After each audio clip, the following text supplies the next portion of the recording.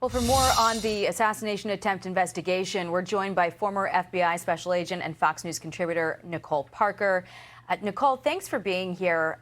Everyone was watching that press conference yesterday. What were your biggest takeaways and as you watched the answers come out?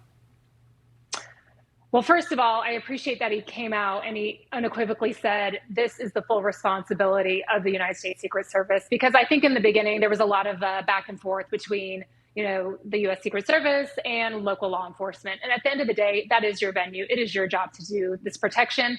And I think what he was realizing was this is not going to play out well for the Secret Service if you're pointing the finger at local law enforcement, because anyone that has been a federal agent like myself in the FBI, the locals are absolutely critical to your job. You cannot do your job without their support. And when you start throwing them under the bus, they're probably like, you know what?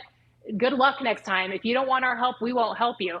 That is not the right way to treat them. And I did appreciate that he took full ownership, and that needs to continue. And when you're going to delegate responsibilities to the local law enforcement, they need to clearly understand this is the expectation. This is what we need you to do. No assumptions should be made, clear-cut, articulate responsibilities. And I hope that is what happens going forward. But again, we have to acknowledge and always praise and give accolades to our local law enforcement, because without them, federal agencies cannot do their job.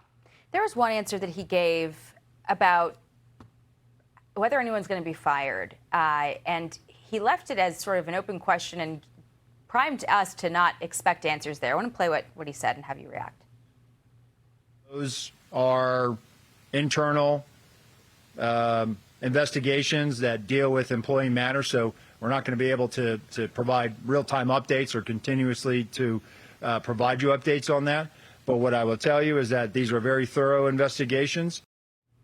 Is that something that Acting Director Rowe should maybe reconsider, even if it's not a name but a number, just so people do feel like accountability is happening?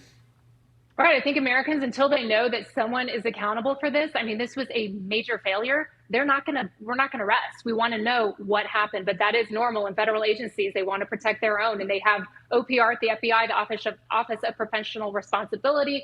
They go in, they do an investigation. He referred to it as mission assurance. He said if there's any policy violations, people will be held accountable. Jackie, it is very difficult, based on my experience. Not a lot of people get fired from federal agencies. And when that occurs, I think that occurs in this instance, Americans will certainly know. And if there were violations, people do need to be held accountable, because you have to have a zero failure mission here. And if someone failed, there's got to be someone that's saying, I own this, because we have a dead civilian. We have 3 other victims, one of them including a former president of the United States, and it's just unacceptable. Yeah, and you've seen some of that skepticism from people. I mean, Senator Johnson said, I suspect that Rowe knows precisely who was responsible for this massive security failure.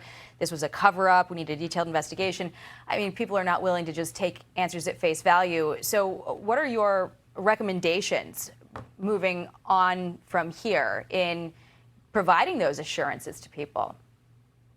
Again, I think the transparency is key. I think a lot of people have, frankly, lost trust in the Secret Service from the beginning. When there was no Secret Service representative available for the initial press conference, and there was just radio silence for so long, I think a lot of people just checked out and said, you know what, you didn't answer our questions in the first place. We don't feel like you're being honest and forthright.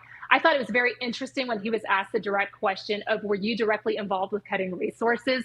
And it almost seemed like he was dancing around the answer quite a bit. But in the end, I think I heard him mumble, no, I wasn't involved. No, we want to know who was involved, what is the history here, and that this will never happen again. I think going forward, I know for a fact, I'm friends with people from the Secret Service. I've worked these types of events. When these types of events occur, a lot of times this counter-surveillance division is the first area that's cut in the pre-assessment team when resources are low. And I know that was something that a whistleblower came forward and said, there's no counter-surveillance division presence on this one. Every single element is important. And the rank and file need to have the support of the leadership. And I think that's what Americans are seeing across all federal agencies right now. They lack very little confidence in the upper level leadership, because at the end of the day, the rank of the file, you're just following up the chain of command and what you're being told to do. You need to be provided with the proper leadership, resources, personnel, and technology in order to get your job done properly. Nicole Parker, thank you so much for being with here this weekend. Really appreciate your time. I'm Steve Doocy. I'm Brian Kilmeade. And I'm Ainsley Earhart. And click here to subscribe to the Fox News YouTube page to catch our hottest interviews and most compelling analysis.